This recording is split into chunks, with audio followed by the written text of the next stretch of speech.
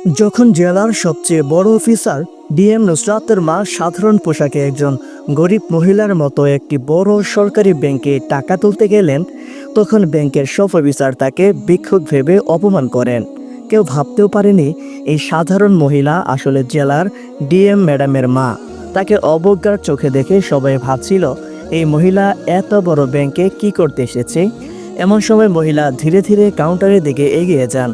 কাউন্টারে কল্পনা নামে একজন নিরাপত্তা প্রহরী বসেছিল।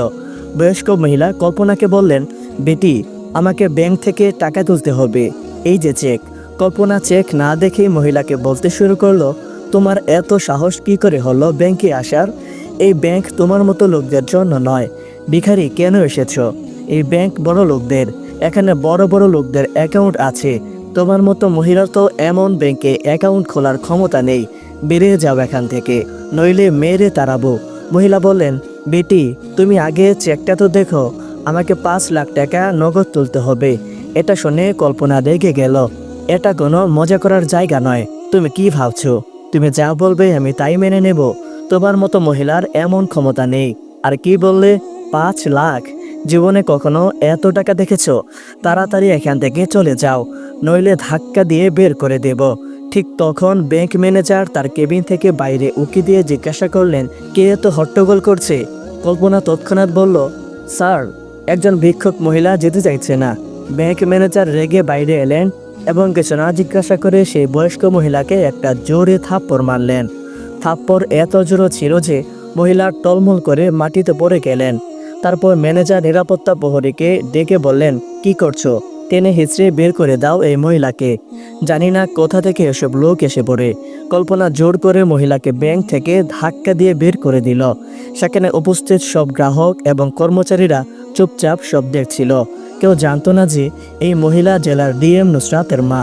আর এই পুরো ঘটনা ব্যাংকের সিসিটিভি ক্যামেরায় রেকর্ড হচ্ছিল। বাড়ি ফিরে মহিলা কাঁদতে কাঁদতে তার মেয়ে ডিএম নুসরাতকে ফোন করে সব ঘটনা বললেন। কিভাবে ব্যাংকে তার সঙ্গে অপমান করা হয়েছে, কিভাবে তাকে লাঞ্ছিত করে বের করে দেওয়া হয়েছে। এটা শুনে নুসরাত ভেতর থেকে কেঁপে উঠলেন। তার কাছে এটা যেন আগুনের চেয়েও কম ছিল না। তিনি কাঁদতে কাঁদতে মাকে বললেন, মা, কাল আমি নিজে আসছি এবং তোমার সঙ্গে গিয়ে ওই ব্যাংক থেকে টাকা তুলব। পরের দিন সকালে নুসরাত সাধারণ সুতির শাড়ি পরে তার মায়ের সঙ্গে ব্যাংকে যাওয়ার জন্য প্রস্তুত হলেন। মা মেয়ে একে অপরকে জড়িয়ে ধরলেন। তাদের চোখে অশ্রু ছিল, গর্ব এবং বেদনা দুটোই ছিল। নুসরাতের মা তার মেয়ের জন্য গর্বিত ছিলেন। তিনি কত কষ্টে তাকে মানুষ করেছেন, পড়াশোনা করিয়েছেন এবং আজ এত উঁচু পদে পৌঁছে দিয়েছেন। সকাল ঠিক 11টায় মা মেয়ে ব্যাংকের বাইরে পৌঁছলেন। ব্যাংক তখনও খোলেনি, যদিও ব্যাংক খোলার সময় ছিল 10টা। নুসরাত শান্তভাবে দরজার কাছে বসে অপেক্ষা করলেন। কিছুক্ষণ পর ব্যাংক খুললে তারা ভেতরে প্রবেশ করলেন। দুজনের পোশাক এত সাধারণ ছিল যে সেখানে উপস্থিত গ্রাহক এবং কর্মচারীরা তাদের সাধারণ গ্রামীণ মহিলা ভেবে ভুল করল। কেউ কল্পনাও করতে পারেনি যে এই নুসরাত জেলার ডিএম। ধীরে ধীরে তারা কাউন্টারের দিকে এগিয়ে গেলেন। সেখানে সেই কল্পনা বসেছিল। নুসরাত বিনয়ের সঙ্গে বললেন, ম্যাডাম, আমাদের টাকা তুলতে হবে, মায়ের ওষুধ কিনতে হবে এবং আরও কিছু জরুরি কাজ আছে। এই যে চেক, দেখে নিন। কল্পনা দুই মহিলাকে মাথা থেকে পা পর্যন্ত দেখল। শাড়িতে একজন বয়স্ক মহিলা এবং সাধারণ পোশাকে একজন যুবতী। কোনোভাবেই তারা অফিসার বলে মনে হচ্ছিল না। সে ব্যঙ্গ করে বলল, আপনারা হয়তো ভুল ব্যাংকে চলে এসেছেন। এই শাখা হাই প্রোফাইল ক্লায়েন্টের সঙ্গে কাজ করে। নুসরাত মুচকি হেসে উত্তর দিলেন, একবার চেক করে দেখুন ম্যাডাম, যদি না থাকে তাহলে আমরা চলে যাব। কল্পনা অনিচ্ছায় খামটা নিল এবং বলল, একটু সময় লাগবে, ওয়েটিং চেয়ারে বসুন। নুসরাতের মায়ের হাত ধরে কোনো একটা খালি চেয়ারে বসে গেলেন। তিনি মাকে পানি দিলেন এবং নিজেও শান্তভাবে বসে রইলেন। ব্যাংকে উপস্থিত লোকজন তাদের দিকে তাকাচ্ছিল। এখানে সাধারণত ধনী ব্যবসায়ী, অফিসার এবং প্রভাবশালী লোকজন আসতেন, দামি গাড়ি এবং চকচকে পোশাকে। এই সাধারণ পোশাকে বসে থাকা মা মেয়েকে সবাই অদ্ভুত মনে করছিল। চারিদিকে ফিসফিস করা শুরু হয়ে গেল। কোন গ্রাম থেকে এসেছে, পেনশনের জন্য এসেছে হয়তো, এখানে এদের অ্যাকাউন্ট থাকার কথা নয়। নুসরাত সব শুনছিলেন কিন্তু শান্ত থাকলেন। তার মা একটু অস্বস্তিতে ছিলেন কিন্তু মেয়ের ধৈর্য দেখে নিজেকে সামলে নিলেন। কিছুক্ষণ পর নুসরাত কল্পনাকে বললেন, যদি আপনার ব্যস্ত থাকেন তাহলে দয়া করে ম্যানেজারের সঙ্গে দেখা করিয়ে দিন। আমার জরুরি কথা আছে। কল্পনা বিরক্ত হয়ে ফোন তুলে ম্যানেজারের কেবিনে কল করলো। স্যার, একজন মহিলা এসেছেন, বলছেন আপনার সঙ্গে দেখা করতে চান, পাঠিয়ে দেব? ম্যানেজার কাজ দিয়ে উঁকি মেরে দেখলেন সাধারণ পোশাকে একজন মহিলা তার মায়ের সঙ্গে বসে আছেন। অফিসার বলে মোটেও মনে হচ্ছিল না। তিনি ঠান্ডা স্বরে বললেন, আমার কাছে ফালতু লোকদের জন্য সময় নেই, বলে দাও বসে থাকতে। কল্পনা বলল, আপনি ওয়েটিং চেয়ারে বসুন, স্যার একটু পর ফ্রি হবেন। নুসরাত কিছু বললেন না, শুধু মায়ের হাত ধরে শান্তভাবে বসে রইলেন। একজন অফিসারের মর্যাদা এবং একজন মেয়ে ধৈর্য নিয়ে নুসরাত তখনও পুরোপুরি শান্ত এবং সংযমী ছিলেন। কিন্তু মায়ের অস্থিরতা এবং লোকজনের ফিসফাস দেখে তিনি মায়ের হাত চেপে ধরে বললেন, মা, মনে হচ্ছে এদের কিছু যায় আসে না, এখন আমাকে কিছু একটা করতে হবে। তিনি ধীরে উঠলেন, শাড়ির আঁচল ঠিক করলেন এবং সোজা ম্যানেজারের কেবিনের দিকে এগিয়ে গেলেন। ম্যানেজার, যিনি তখনও কাছের পেছন থেকে তাদের উপর নজর রাখছিলেন, ঘাবড়ে গেলেন। তিনি তাড়াতাড়ি বাইরে এসে নুসরাতের পথ আটকে বললেন, হ্যাঁ বলুন, কি কাজ? নুসরাত সেই খামটা এগিয়ে দিয়ে বললেন, আমাকে টাকা তুলতে হবে, আমার মায়ের ওষুধ কিনতে হবে, আরও অনেক কাজ আছে, এই যে চেক, দেখে নিন। ম্যানেজার খাম না নিয়েই বিরক্তির সঙ্গে বললেন, যখন অ্যাকাউন্টে টাকা থাকে না তখন ট্রানজ্যাকশন কিভাবে হবে? তোমাকে দেখে মনে হয় না যে তোমার অ্যাকাউন্টে টাকা থাকবে, আবার এসেছো টাকা তুলতে। নুসরাত তখনও খুব শান্ত স্বরে বললেন, যদি আপনি একবার চেক করে নিতেন তাহলে ভালো হতো, এভাবে অনুমান করা ঠিক নয়। ম্যানেজার এবার খোলাখুলি হাসতে লাগলেন, ভাই, আমার তো অভিজ্ঞতা আছে যে মুখ দেখেই বুঝে যায় কার কাছে কি আছে। রোজ তোমার মতো লোক আছে, আর তোমার অ্যাকাউন্টে কিছু থাকবে আমার তো মনেই হয় না। এখন আর ভিড় করো না, দেখো সবাই তোমাকেই দেখছে, পরিবেশ খারাপ হচ্ছে, ভালো হবে যদি এখন চলে যাও। নুসরাতের মুখ তখনও স্থির ছিল, কিন্তু তার চোখে একটা আলাদা চমক ছিল। শান্তির জায়গায় এখনো কঠোরতা নেমে এসেছিল। তিনি কিছু না বলে খামটা টেবিলে রেখে ধীর স্বরে বললেন, ঠিক আছে, যাচ্ছি, তবে একটা অনুরোধ, এই খামে যে তথ্য আছে একবার অবশ্যই পড়ে দেখবেন, হয়তো আপনার কাজে লাগবে। এটুকু বলে তিনি মায়ের হাত ধরে মুখ ফিরিয়ে দরজার দিকে এগিয়ে গেলেন। কিন্তু দরজায় পৌঁছে তিনি ফিরে তাকালেন এবং গভীর দৃষ্টিতে বললেন, বেটা, এই আচরণের পরিণাম তোমাকে ভোগ করতে হবে, সময় সব বুঝিয়ে দেবে।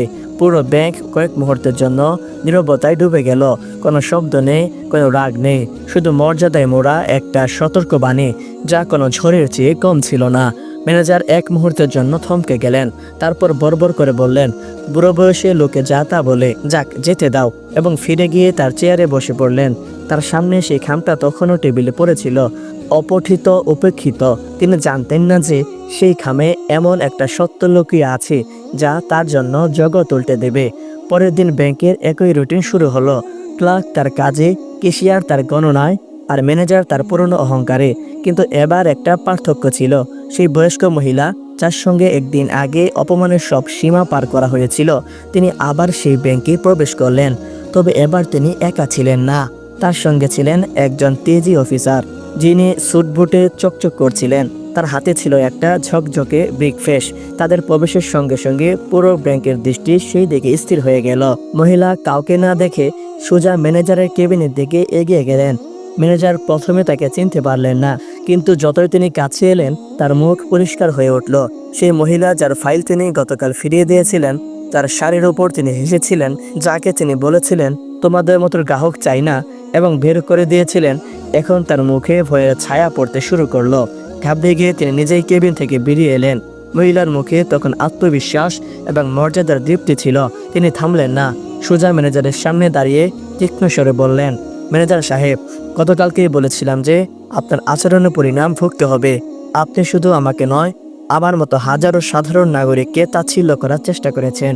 এখন সময় এসেছে শাস্তি ভোগের। ম্যানেজার হতভম্ব হয়ে বললেন, আপনি কি আমাকে শেখাতে এসেছেন? এটা আপনার বাড়ি নয়, এটা ব্যাংক, আর আপনি এখানে আমার কি করতে পারেন? মহিলা তার কথা মাঝপথে থামিয়ে মুচকি হাসলেন। তারপর তার সঙ্গে আসা অফিসারের দিকে ইশারা করে বললেন, ইনি আমার আইনি উপদেষ্টা, আর আমি নুসরাত, এই জেলার প্রশাসক, ডিএম এবং এই ব্যাংকের 4% শেয়ার হোল্ডার। আর এই আমার মা, যার সঙ্গে আপনারা খুব খারাপ ব্যবহার করেছেন। এক মুহূর্তের জন্য পুরো ব্যাংকের নিস্তব্ধতা ছেয়ে গেল। সব কর্মচারী, গ্রাহক, এমনকি দরজার কাছে দাঁড়ানোর নিরাপত্তা প্রহরীরাও হতবাক হয়ে গেল। ম্যানেজারের মুখে রং উড়ে গেল। তিনি কিছু বলার আগেই নুসরাত আবার বললেন, তোমাকে ব্যাংক ম্যানেজার পদ থেকে তৎক্ষণাৎ সরিয়ে দেওয়া হচ্ছে। এখন তোমার পোস্টিং হবে ফিল্ডে, যেখানে তোমাকে প্রতিদিন সাধারণ মানুষের সঙ্গে দেখা করে রিপোর্ট তৈরি করতে হবে। নুসরাত ব্রিফকেস খুলে দুটি দলিল বের করে সামনে রাখলে, প্রথমটি ম্যানেজারের বদলির আদেশ, দ্বিতীয়টি একটি কারণ দর্শানো নোটিশ, যাতে লেখা ছিল যে তার আচরণ ব্যাংকের নীতির বিরুদ্ধে পাওয়া গেছে। ম্যানেজার তখন ঘামে ভিজে গিয়েছিলেন। কাঁপা কাঁপা স্বরে বললেন, ম্যাডাম, আমার ভুল হয়ে গেছে, আমি লজ্জিত। গতকালের ঘটনার জন্য মন থেকে ক্ষমা চাইছি। নুসরাতের চোখ তখনও স্থির ছিল, কিন্তু তার কণ্ঠে সেই নেই ছিল যা একজন অফিসারের পরিচয়। কিসের জন্য ক্ষমা চাইছো? শুধু আমার অপমান করেছিলে, নাকি সেই সব গ্রাহকদের যারা সাধারণভাবে আসে কিন্তু তোমার চোখে শুধু তাদের পোশাক দেখা যায়? তুমি কি কখনো ব্যাংকের নির্দেশিকা পড়েছ? তাতে স্পষ্ট লেখা আছে, প্রতিটি গ্রাহক সমান, কেউ ধনী গরিব নয়, আর যে কর্মচারী বৈষম্য করবে তার বিরুদ্ধে ব্যবস্থা নেওয়া হবে। এক মুহূর্ত থেমে তিনি কঠোর স্বরে বললেন, আমি চাইলে আজ তোমাকে সাসপেন্ড করতে পারতাম, কিন্তু আমি তোমাকে নিজেকে সংশোধন করার একটা সুযোগ দিচ্ছি। পরের বার তোমার নাম নয়, তোমার পরিচয় মুছে দেওয়া হবে। তারপর তিনি ব্যাংকের নিরাপত্তার প্রহরী কল্পনাকে ডাকলেন। কল্পনা ভয়ে ভয়ে কাছে এলো, তার চোখে অশ্রু ছিল। কাঁপা হাতে বলল, ম্যাডাম, আমাকে মাফ করে দিন, আমার খুব বড় ভুল হয়ে গেছে।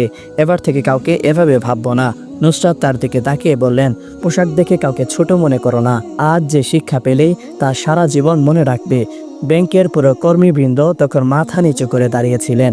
তিনি সবার দিকে তাকিয়ে বললেন, পদ দিয়ে নয়, চিন্তাধারা দিয়ে মানুষ বড় হয়। যে মানবিকতা বোঝে সেই সত্যিকারের অফিসার। এই বলে নুসরাত তার মায়ের সঙ্গে ব্যাংক থেকে বেরিয়ে গেলেন। ব্যাংকে কয়েক মুহূর্তে নীরবতা চেয়ে গেল। তারপর একে একে সবাই একে অপরের দিকে তাকালো। সবার চিন্তাধারা বদলে গিয়েছিল। সেই দিনের পর ব্যাংকের পরিবেশ বদলে গেল। এখন প্রতিটি গ্রাহককে সম্মান দেওয়া হতে লাগলো।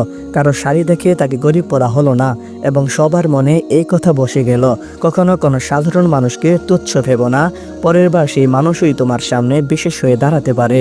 বন্ধুরা, এই ভিডিও থেকে আমরা একটা বড় শিক্ষা পাই। আমাদের দেশে প্রায়ই দেখা যায় যে মানুষ অন্যদের পোশাক, অবস্থা বা পরিস্থিতি দিয়ে বিচার করে, কিন্তু এই গল্প আমাদের শেখায় যে কাউকে তার পোশাক বা সাধারণতার জন্য কখনো ছোট মনে করো না। হয়তো সেই মানুষ তোমার চেয়েও অনেক উঁচু পদে আছে বা অনেক বেশি সম্মানের অধিকারী। প্রতিটি মানুষকে সমান সম্মান দেওয়া উচিত। গরিব হোক, ধনী হোক, প্রত্যেকের সঙ্গে মানবিকতার সঙ্গে ব্যবহার করেই আসল মানবিকতা পাওয়া যায়। এটাই আমাদের সংস্কৃতি, এটাই আমাদের ঐতিহ্য। বন্ধুরা, আজকের গল্প এখানেই শেষ। অনেকেই নিয়মিত দেখেন কিন্তু এখনো সাবস্ক্রাইব করেননি। প্রতিটি ভিডিও বানাতে আমরা দিনরাত পরিশ্রম করি। আপনাদের একটি লাইক ও সাবস্ক্রাইব আমাদের প্রেরণা, তাই দয়া করে চ্যানেলটি সাবস্ক্রাইব করুন। ভিডিওটি শেষ পর্যন্ত দেখলে কমেন্টে কমপ্লিট লিখে জানান, যেন বুঝি কতজন সম্পূর্ণ দেখেছেন, আপনি কোথা থেকে দেখেছেন, আর ভিডিওটা কেমন লাগলো সেটাও অবশ্যই জানাবেন। জানতে ভালো লাগে আমাদের গল্পগুলো কোথায় পৌঁছাচ্ছে। প্রিয় দর্শক, এতক্ষণ আমি আপনাদের সাথে ছিলাম SK আরমান আহাদ। আমি আবারও হাজির হব একটি নতুন ভিডিও নিয়ে। ততক্ষণ ভালো থাকবেন, সুস্থ থাকবেন। আল্লাহ হাফিজ।